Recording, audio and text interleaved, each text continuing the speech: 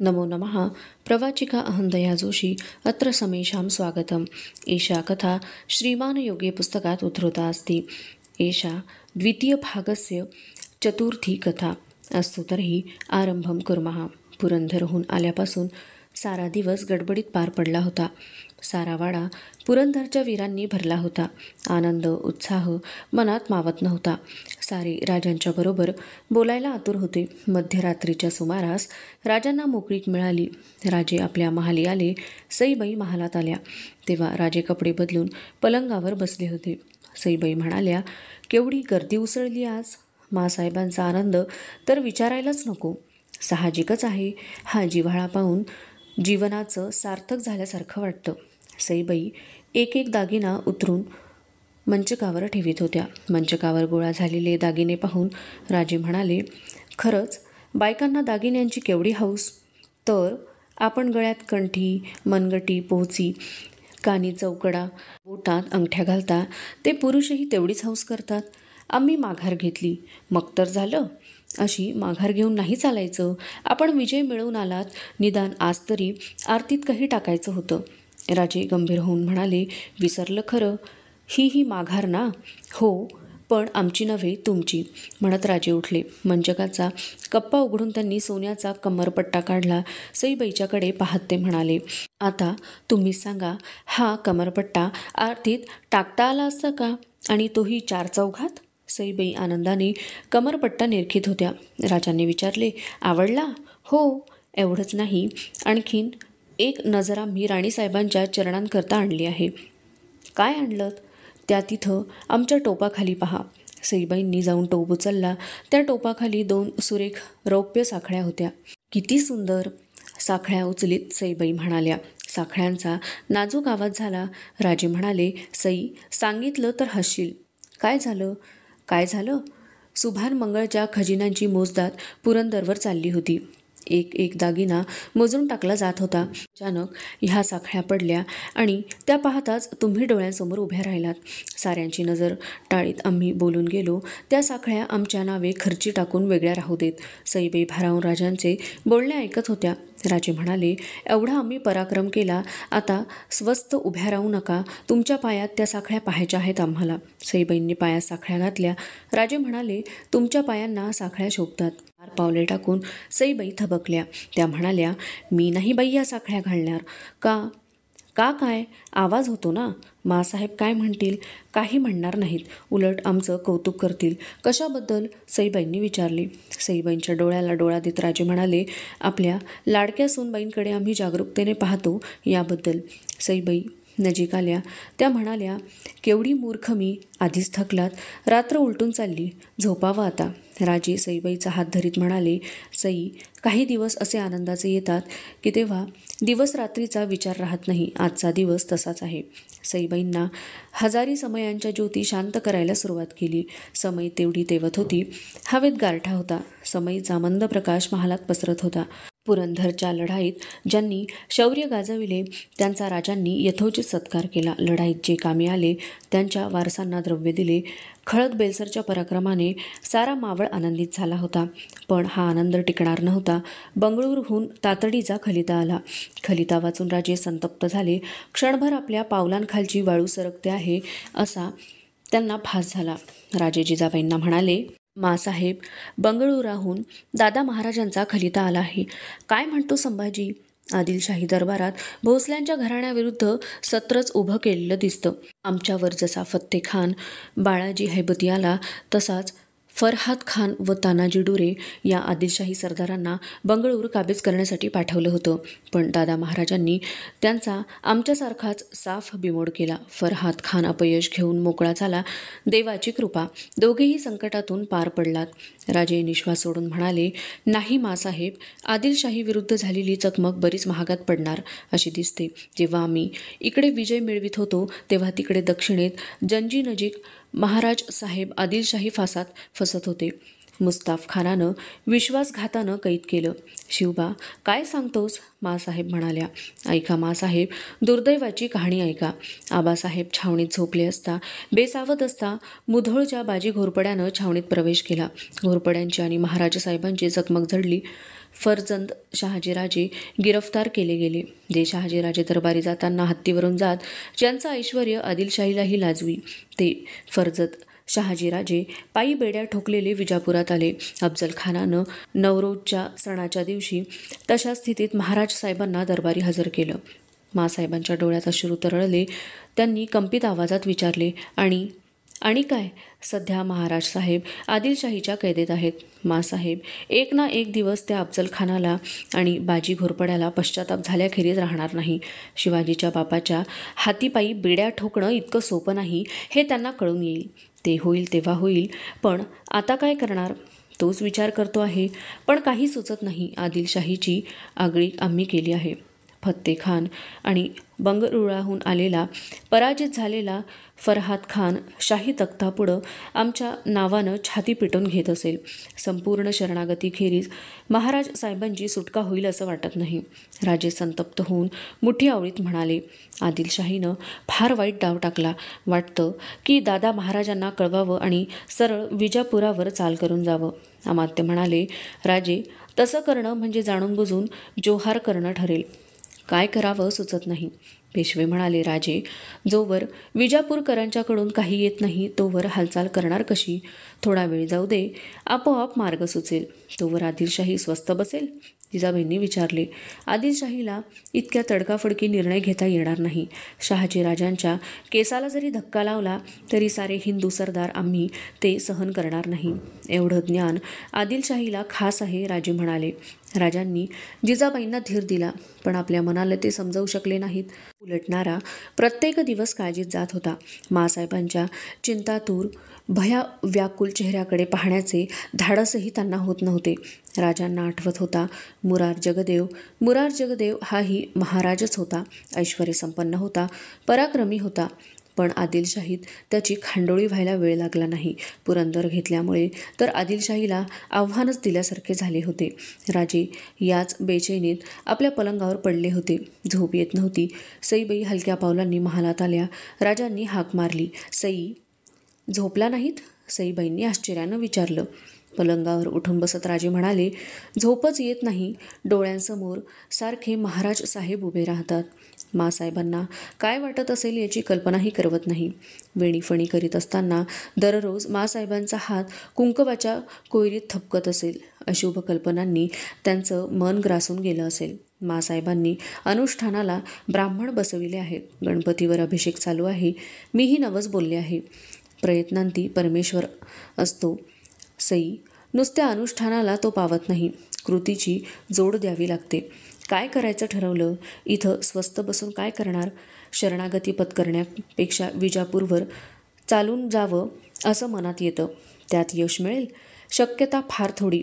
पण अपमानित जीवन जगावं लागणार नाही. तुम्हाला काय वाटतं? क्षणभर सईबाई विचारात पडल्या. त्या म्हणाल्या, राजकारणातलं बायकांना काय समजतं? पण वाटतं काय? सांगा ना. नको बाई, हसाल. नाही हसणार, सांगा. राजकारणाचे खेळ आम्हाला जमत नाहीत, समजत नाहीत. समजतो तो तुमच्या नादानं शिकलेला बुद्धिबळ. ज्यात यशाची खात्री नाही तो डाव खेळू नये. हत्तीला शह द्यायला वजीरच घातला पाहिजे असं थोडंच आहे. संधी असेल तर ते काम उंट घोडाही करू शकेल. राजे चकित होऊन सईबाईच्याकडे पाहत होते. ते उठून उभे राहिले. स्वगत बोलावे तसे ते म्हणाले, हत्तीला शह द्यायला उंट घोडाही चालेल? काय म्हटलं? थांबा, बोलू नका. राजे काही क्षण निश्चल उभे होते. एकदम मोठ्याने हसले. वळले तेव्हा त्यांचा सारा चेहरा आनंदला होता. राजे म्हणाले, सई काही वेळेला मोठी संकटंसुद्धा किती सहजपणे सुटतात. राणीसाहेब आम्ही तुमच्यावर खुश आहोत. मला समजत नाही तुम्ही इतक्या सरळ आहात म्हणून परमेश्वर तुमच्या मुखातून वदला. राजांनी सपातापायी चढविल्या. सईबाईंना ते म्हणाले, सई मासाहेबांना उठव. आम्ही साऱ्यांना बोलावतो. शुभ वेळेला सुचलेली गोष्ट त्यावेळी करून मोकळं व्हावं. महालात समया प्रज्वलित केल्या गेल्या. डबीर अमात्य पेशवे आले. एवढ्या तातडीने बोलवल्यामुळे सारे विचारात पडले होते. मासाहेबांनी विचारले, राजे एवढ्या तातडीनं साऱ्यांना का गोळा केलं? सर्वांवर नजर फिरवून राजांनी विचारले, आम्ही विजापूरवर चालून जायचं ठरवलं तर? तो आत्मघात ठरेल. तह करायचा मान्य केला तर? राजांनी विचारलं. आजवर केलेलं सर्व वाया जाईल. पुन्हा ही संधी यायची नाही. अमात्य म्हणाले. निळोजी पंतांच्याकडे पाहत राजांनी विचारले, शहाजादे मुराद सध्या कुठं आहेत? निळोपंत म्हणाले, शहाजादे अहमदाबादेला आहेत. निळोजीपंत, शहाजाद्यांना खलिता पाठवा. त्यांची चाकरी करण्यात आम्ही धन्यता मानू हे कळवा. आदिलशाहीनं अकारण आमच्या वडिलांना कैद केल्यामुळे आम्ही संकटात पडलो, नाही तर खुद्द जातीनं शहाजाद्यांच्या दर्शनाला आम्ही आलो असतो असं लिहा. खातरजमेचं पत्र येताच आम्ही दर्शनार्थ येऊ असं कळवा. वा राजे, मुत्सद्दीपणाची कमाल झाली. अमात्य म्हणाले, रातोरात खलिता लिहिला गेला आणि तातडीनं खलिता अहमदाबादेला पाठवला होता. अधुना द्वितीय भागस्य पंचमी कथा ईशा. राजे भल्या सकाळी महालात आलेले पाहताच जिजाबाईंना आश्चर्य वाटले. राजे, आज लवकर आलात? एवढ्यात स्नान पूजा आटोपली? जी. झोप आली नाही? मासाहेब, आम्ही रात्रभर बेचैन होतो. पहाटे कसलं स्वप्न पडलं कुणास ठाऊक. आम्ही जागे झालो. इतका मोठा वैरी माणसाला नसेल बघ. जिजाबाई निश्वास सोडून म्हणाल्या. राजांना चिंता लपविता आली नाही. मासाहेब, अहमदाबादेला खलिता पाठवून कैक दिवस झाले, पण अद्याप उत्तर नाही. प्रत्येक दिवस अखंड चिंतेचा बनला आहे. विजापूरची काळजी वाटते. तो अफजल आणि बाजी घोरपडे कोणता डाव खेळतील याचा भरवसा वाटत नाही. राजांच्या बोलांनी जिजाबाईंची चिंता वाढली. त्यांच्या डोळ्यात पाणी भरले. शिवबा, दुसरा काही उपाय नाही का रे? राजे गडबडीने म्हणाले. मासाहेब, तुम्ही चिंता करू नका. महाराज साहेबांच्या केसालाही धक्का लागणार नाही, ती आमची श्रद्धा आहे. आम्ही टाकलेला डाव यशस्वी झाल्याखेरीज राहणार नाही. महाराज साहेबांची बाइज्जत सुटका होईल. तुझ्या तोंडात साखर पडो. काय सांगू शिवबा, स्वार आला म्हटलं तरी जीवाचा थारा उडतो. कुणी मोठ्यानं हाक मारली तरी कापरा भरतो. बातमी कळल्यापासून देवांना अभिषेक चालू आहेत. नवसांची खैरात केली केव्हा त्याला दया येते कोण जाणे. तेच आमच्याही मनात आलं आहे. काय, आज पहाटेपासून आळंदीला जावं, देवाचं दर्शन घ्यावं असं मनात येत आहे. सकाळी जागे झालो ते आळंदीच्या आठवणीत. जरूर जा, संकटकाळी त्याचाच आधार. जिजाबाईंच्या अनुमतीने राजांचा आळंदीचा बेत पक्का झाला. राजांची अश्वपथके तयार झाली. येसाजी, तानाजी, नेताजी या मंडळींसह राजे आळंदीला निघाले. उन्हाळ्याची सकाळ मोठी प्रसन्न होती.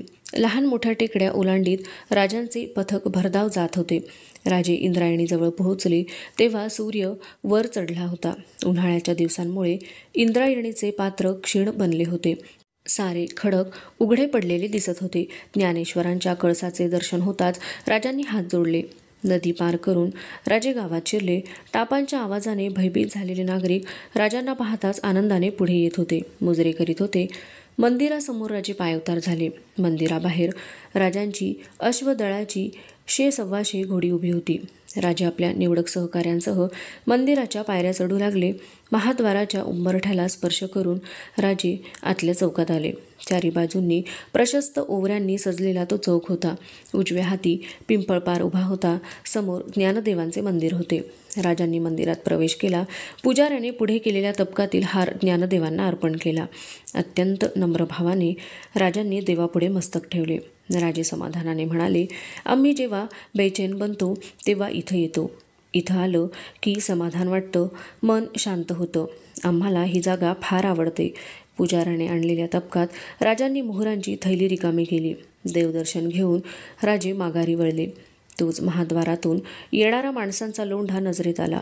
त्यातून येसाजी गडबडीत पुढे येत होता. येसाजी राजांच्या जवळ आला. मुजरा करून त्याने सांगितले, तुकोबरा येत आहेत. आज खरोखरीच भाग्याचा दिवस म्हणत राजे गाभाऱ्यासमोरून बाजूला सरले. एका बाजूला उभे राहून राजे अतृप्त नजरेने पाहत होते. टाळ मृदंगाच्या साथीवर भजनाचा आवाज कानांवर येत होता. जय जय राम कृष्ण हरी, जय जय राम कृष्ण हरी. सागराच्या लाटा हेलकाव्यात तशी मागे पुढे सरकणारी दिंडी राजांच्या नजरेत आली. दिंडीसमोर चिपळ्या उंचावून तुकाराम महाराज नाचत होते. नेत्र मिटले होते. कपाळी बुक्क्याची निशाणी उमटली होती. अनवाणी पाय, गुडघ्यांपर्यंत धोतर, अंगात आखूड बाह्यांची खोळ, मस्तकी बसके मुंडासे हा त्यांचा वेश होता. कानांच्या पाळ्यांवर आणि कपाळावर उमटलेल्या चंदन मुद्रांमुळे चेहऱ्यावरचे भक्तिभाव खुलले होते.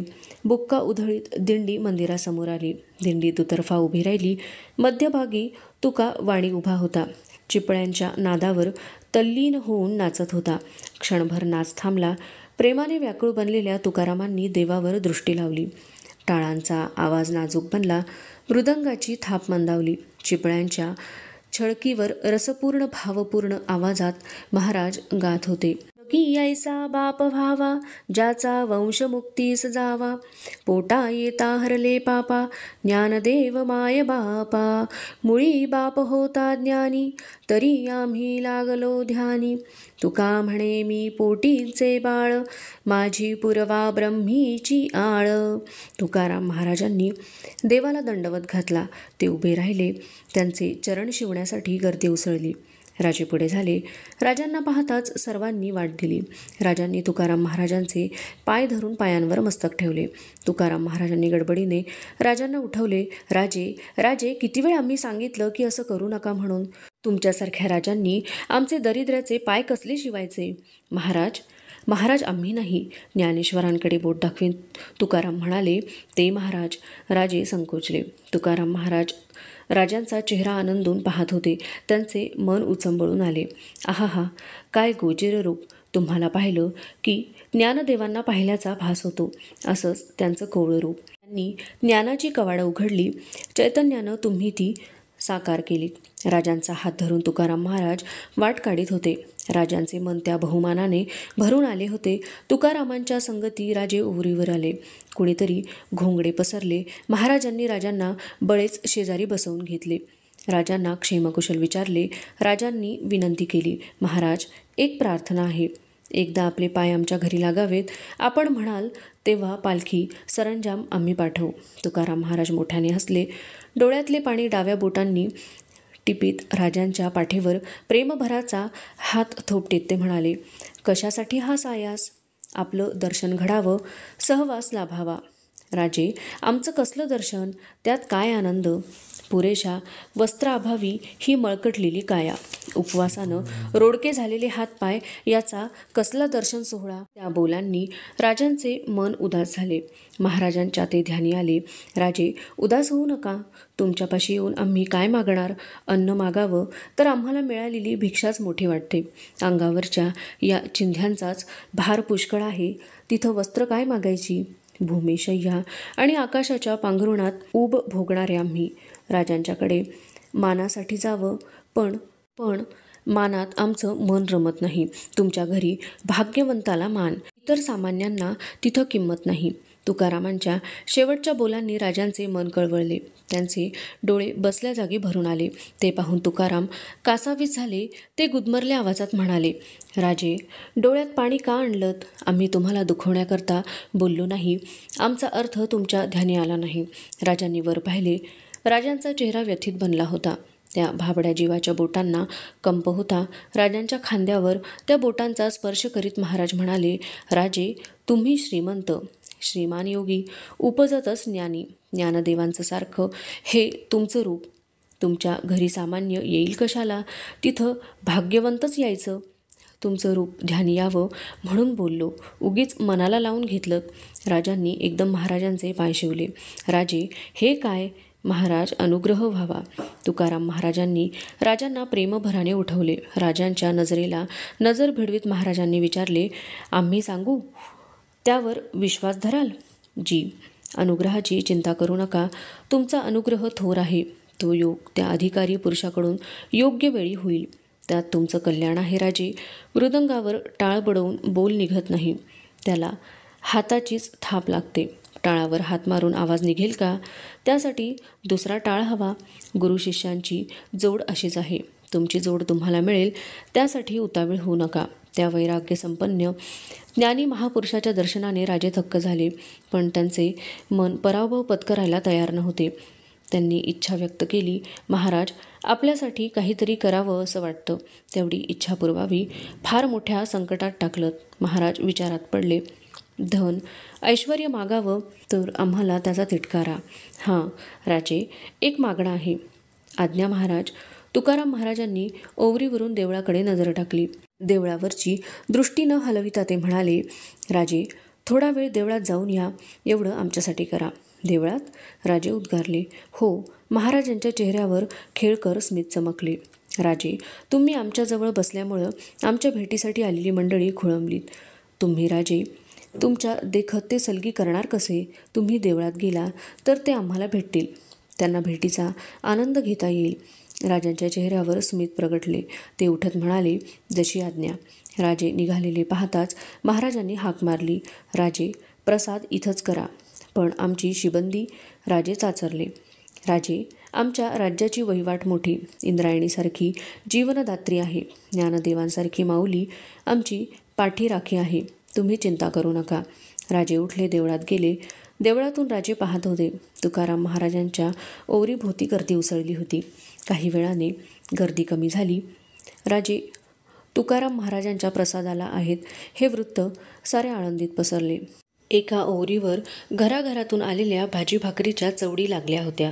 राजे ओवरीवर गेले तेव्हा तुकाराम महाराज म्हणाले, राजे पहा, शेकडो हातांनी जपणारी ही उदंड माऊली. राजांच्या हातावर भाकर भाजी ठेवण्यात आली. सारे कौतुकाने पाहत होते. राजे अत्यंत चवीने सर्वांसह प्रसाद भक्षण करीत होते. 2 प्रहर टळली तेव्हा राजांनी महाराजांचा निरोप घेतला. राजांना प्रेमभराने उराशी कवटाळीत महाराजांनी आशीर्वाद दिला. राजे, भवानी सदैव तुमच्या पाठीशी आहे. कसलीही चिंता करू नका. सारं ठीक होईल. तुमचं कार्य तडीस नेण्यास ती माऊली समर्थ आहे. सायंकाळच्या वेळी राजे मोठ्या समाधानाने पुण्याला येत होते. अधुना द्वितीय भागस्य षष्ठी कथा एषा. आळंदीहून राजे पुण्यात आले. दिवे लागण झाली होती. लाल महालात प्रवेश करीत असता त्यांची नजर वाड्याच्या प्रथम चौकाच्या दारात उभ्या असलेल्या जिजाबाईंच्याकडे गेली. पायांवर पाणी घेऊन राजे सदर पायऱ्या चढून गेले. जिजाबाईंच्या पाया पडले. आशीर्वाद देऊन जिजाबाई म्हणाल्या, राजे, तुमच्या पुढंच अहमदाबादेचा खलिता आला. खरंच? राजे आनंदित होऊन उद्गारले. आशीर्वाद खोटा ठरायचा नाही. कुणाचा आशीर्वाद? मासाहेब, तुम्ही आळंदीला आला असता तर फार बरं झालं असतं. आळंदीला तुकाराम महाराजांचं दर्शन घडलं. खरं? जिजाबाई हात जोडीत म्हणाल्या. हो ना, त्यांच्या थोड्या सहवासात आम्ही खूप शिकलो. आमचा अहंकार नाहीसा झाला. सम्राटानं देखील त्यांच्यासमोर लाजावं अशी त्यांची योग्यता. सकाळपासून उपाशी असाल.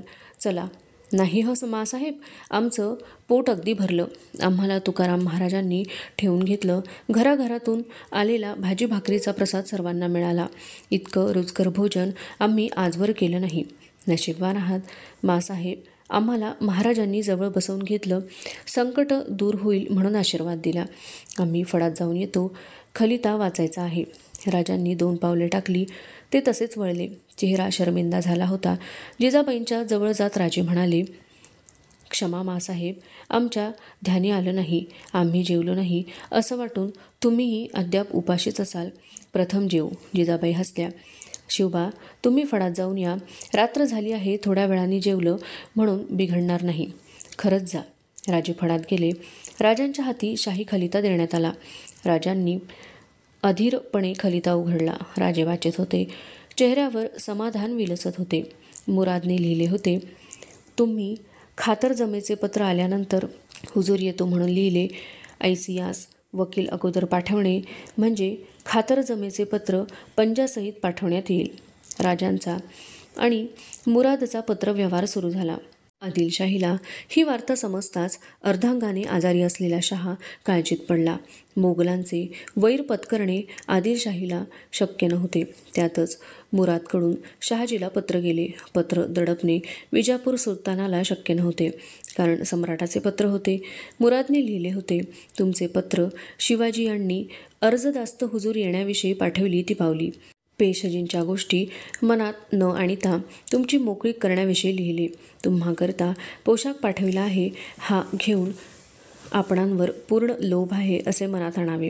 विजापूरकर सुलतान धास्तावला. शहाजीला मुरादने मानाचे वस्त्र पाठवले. याचा अर्थ आता तो दिल्ली दरबारचा मानकरी होता आणि शहाजीच्या संरक्षणाची सारी जबाबदारी विजापूर सरकारवर होती. आदिलशाही पेचात पडली. विजापूर सुलतानाने शहाजी राजांना खिलत पाठविली. मानाने दरबारी आणले.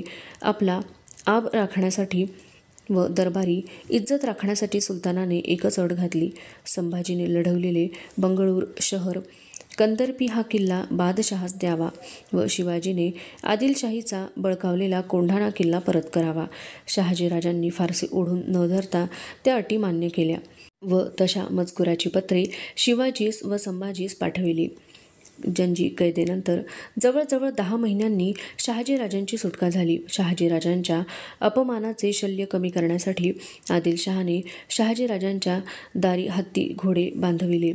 फर्जंद ही किताबत दिली, पण आलेल्या अनुभवाने शहाजीराजांचे चाकरीतील मन उदास बनले. राजांना विजापूरचे पत्र आले. शहाजीराजांची मुक्तता झाल्याचे वाचून लाल महालात आनंदाला भरते आले. कोंढाणा द्यावा लागणार याचे राजांना दुःख होते. कोंढाणा म्हणजे स्वराज्याचे अव्वल ठिकाण होते, पण टळलेले संकट त्यापेक्षा कैकपटींनी मोठे होते. जिजाबाई, सईबाई, अमात्य डबीर पेशवे यांच्यासह राजे गजाननाच्या दर्शनाला गेले. गजाननापुढे मस्तक टेकवून राजे उभे राहिले. म्हणाले, देवानं लाज राखली, त्यानंच संकटातून तारलं. राजे, निर्भेळ सुख कधी मिळतच नाही का? सोनोपंत म्हणाले. राजे म्हणाले, हे निर्भेळच आहे. कोंढाण्याचं दुःख कसलं? स्वराज्यासाठी अजून 200 गड घ्यायचे असतील तर त्यात आणखीन एक जड नाही. हा कोंढाणा परत घेता येईल असले 56 कोंढाणे महाराज साहेबांच्यावरून ओवाळून टाकावे लागले तरी त्याची खंत आम्हाला वाटणार नाही. देवदर्शन आटोपून वाड्यात येत असता जिजाबाईंनी आज्ञा केली, अमात्य, आज गजाननाच्या मंदिरावर दीपोत्सव करा. आम्ही नवस बोललो होतो. रात्र झाली आणि गजाननाचे शिखर लक्ष दीपात उजळून निघाले. रात्री झोपण्याआधी राजे जिजाबाईंच्या दर्शनाला गेले. जिजाबाई म्हणाल्या, राजे, फार ताण पडला. साऱ्यांनाच मनस्ताप झाला. विश्रांती घ्या. ऐनवेळी तुम्हाला सुचलं म्हणून बरं झालं. मासाहेब, हे श्रेय आमचं नाही. सईबाईंच्याकडे पाहत राजे म्हणाले, कौतुक करायचंच तर आपल्या सुनबाईंचं करा. त्यांनीच हे सुचवलं. आहेस ती हुशार, मासाहेब म्हणाल्या. हो ना, राजे सईबाईंच्यावर नजरोखीत म्हणाले. पण शह देतात तो राजाला हत्तीला नव्हे हे अजून कळायचं आहे. सईबाई गडबडीने निघून गेल्या. जिजाबाई म्हणाल्या, राजे, तिला आता चिडवीत जाऊ नका. दिवसातली पोर सुखरूपपणे पार पडली की काळजी मिटली. एवढे मोठे झालात पण वयाची जाणीव नाही, असेच राहा. सईबाई महाली गेल्या तेव्हा राजे पाठ फिरून झोपी गेले होते. गंभीर होऊन पलंगाजवळ जात सईबाई म्हणाल्या, माहीत आहे जागे आहात ते, सोंग नका घेऊ. राजे वळले. राजांच्यावर नजर रोखून उभ्या असलेल्या सईबाईंना ते म्हणाले, ही चाल नाही, हा मात्र नक्की शह हं. त्या शब्दांनी सईबाईंचे अवसान कुठच्या कुठे निघून गेले. त्या एकदम हसल्या. राजांचे हास्य त्यात मिसळून गेले. अवशिष्टा कथा अग्रिमे भागे पठिष्यते. अस्तु तर्हि पुनर्मिलामः.